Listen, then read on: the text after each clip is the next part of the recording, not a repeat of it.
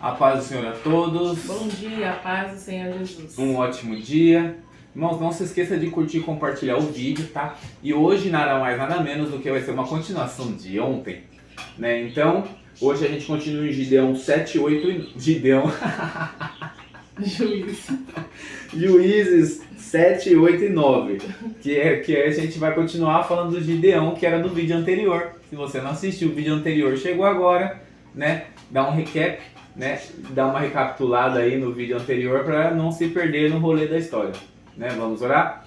Senhor Deus, meu Pai, te agradecemos, Senhor, mais uma vez, poder meditar na Tua palavra, Senhor, de dia e de noite. Senhor, nos ajude, Pai, a ser valente, Senhor, dentro da Tua palavra, Senhor, ser valente, Senhor, porque se o Senhor for conosco, ninguém nos prevalecerá, Pai, em nome do Senhor Jesus, Pai.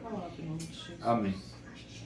Pessoal, como eu estava falando no vídeo anterior, aqui no capítulo 8, lá no versículo 10 diz assim: ora, Zeba e Salmuna estavam em Carcor com seus exércitos, uns 15 mil homens, todos os que restaram dos povos do Oriente, pois 120 mil homens que puxaram a espada não tinham sido mortos. Então, na batalha que Gideão não lutou, que ele estava ali, né, acampado com o povo, e eles quebraram e tocaram as buzinas e tudo, foram 120 mil homens mortos. Né? Olha que incrível. Eram 32 mil, tinha muita gente. Abaixou para 300. De 300, 120 mil foram mortos. Era muita gente. Né? E o próprio Deus fez eles guerrearem entre eles. Gideão nem teve que pôr a mão. E ainda sobrou 15 mil. Então, ao todo, eram 135 mil homens do exército, dos midianitas. Era muita gente contra Israel. Então, Israel, por si só, se não tivesse vacilado o pé diante do Senhor, não ia precisar nem ter chegado nisso aqui. Mas a gente também não pode se esquecer que lá no começo, lá no primeiro de Juízes, do 1, 2 e 3, no outro devocional, a gente falou que alguns ali, né, que estava falando aqui, que alguns povos eles deixaram vivos, mas que não era para ter deixado ninguém. E Deus falou para eles: se vocês deixarem o povo vivo, eles e a adoração deles serão por tropeço para vocês. Né? Então olha isso aqui, olha a que ponto chegou.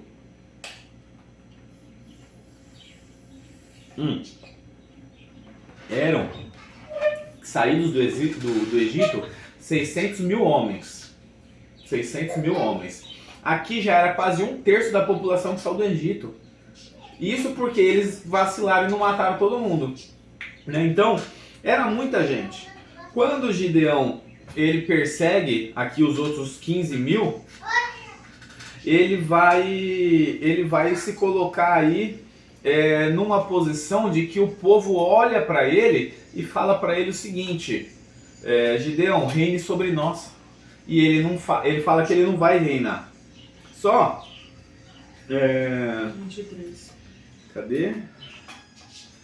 No 23 ele diz: porém Gideão lhes disse: não dominarei sobre vocês, nem tampouco o meu filho dominará sobre vocês. O Senhor Deus dominará sobre vocês.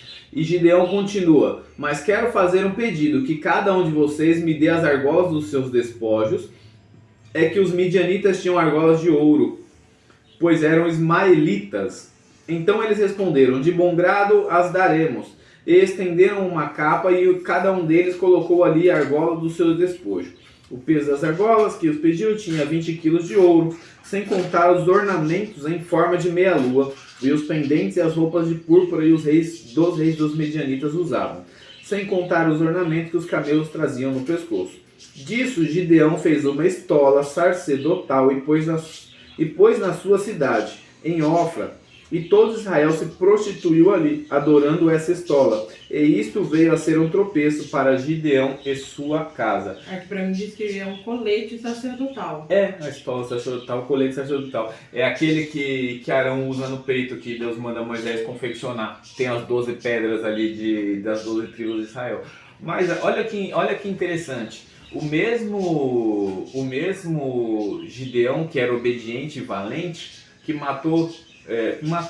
que recebeu o crédito ali de 135 mil cabeças que foram subjugadas sobre Israel, aqui ele tem um tropeço, que é fazer para ele, sendo que ele era da tribo de Manassés, se eu não me engano, uma estola sacerdotal e colocando ali na sua cidade. Ele não fez para ele, mas ele colocou na sua cidade, óbvio, está na cidade de Manassés, da meia tribo de Manassés, né? Só que eles não podiam, isso tinha que ficar para os levitas. Essa aqui não era a função dele. E o povo faz o quê? Acaba adorando aquela estola sacerdotal. Então, o mesmo Gideão que tirou eles do problema, arrumou outro problema para eles. E isso foi por tropeço, porque depois daqui, Gideão teve 70 filhos e nenhum deles foi para governar Israel. Porque ele mesmo falou que nenhum deles governaria Israel. Mas no 9, ele tem um filho que se declara rei, mas ele é um filho da escrava de Gideão com a sua concubina, com a sua escrava. Então ele não era um filho original do seu casamento, ele era um filho, meio filho, digamos assim. É igual o Ismael, era meio filho de Abraão com a Agar, que era escrava, né? Não era original do casamento, digamos assim. Casamento, mas não é nem filho, né? Era filho. Não, é porque é meio Ele filho era porque filho. ele não era filho do casamento original, dele com a mulher dele. Ah, Entendeu? Tipo, em cima aqui, Gideão tinha muitas mulheres, mas aquela era escrava. Então, por exemplo, Salomão tem 700 mulheres, podiam ser 700 filhos, mas os outros 300 era só meio filho, porque não era um casamento concreto, entendeu? Era escrava das outras 300 concubinas. não concordo, filho é filho. Não, mas aqui tá falando que é escrava. Tudo bem, mas Não, filho é filho. É filho, ok, mas não é, ele não é Não era legitimado pra ser, como não era pra rei, ser rei, tá bom, porque mas não é filho. do casamento total, entendeu? E aqui ele vai e se declara rei e mata os outros 70 filhos, os 69 filhos de Gideão, e um deles fica escondido, que é o Jotão, que é o mais novo. Né? E esse, como o seu pai, ele é ouvido por Deus. E quando ele é ouvido por Deus, ele declara aqui uma profecia sobre eles que diz assim, no 19:9: se vocês agiram de boa fé, com sinceridade para com Jerubaal, que é Gideão, né, e a sua casa, então alegre-se com Abimeleque, e ele também se alegre com vocês. Mas se este não for o caso, que saia fogo de Abimeleque e consuma os cidadãos de Siquém. Né? E como não era o caso, né, como Abimeleque ele tomou ali o reinado por força maior, porque ele matou os outros irmãos dele para poder chegar nessa posição, sendo que o seu próprio pai disse que não era para nenhum deles governar sobre a Israel. Então acabou que depois o povo armou para ele uma cilada aqui, para que ele não continuasse governando. No 22 diz: Abimeleque havia dominado sobre Israel durante 3 anos. Quando Deus suscitou um espírito de aversão, ou contrário, entre Abimeleque e os cidadãos de Siquém, que foram desleais com Abimeleque. Isso aconteceu para que fosse vingada a violência praticada contra os 70 filhos de Jerubaal. Né? E aqui a gente acaba, mas trazendo à tona o que? Aquilo que a gente um dia falou sobre Jacó. Né? Tudo que a gente planta, a gente colhe. Né? E um segundo ponto também é que a nossa vingança vem de Deus. Né? Deus, ele vinga os seus.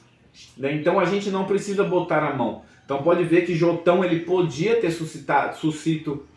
podia ter chamado um exército para matar Abimeleque, sabendo o que ele fez, né, com seus irmãos, mas não, ele deixa na mão de Deus.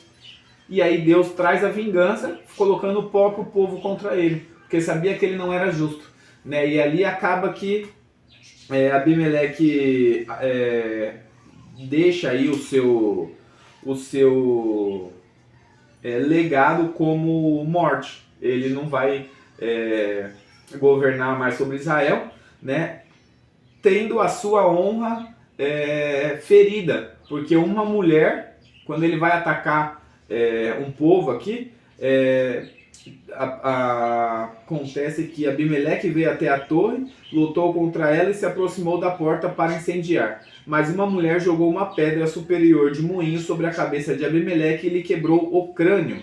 Então Abimeleque chamou de pressa o seu escudeiro e lhe disse: me enfia a espada para não dizer que uma mulher me matou. Mas não tinha jeito, ela rachou o crânio dele.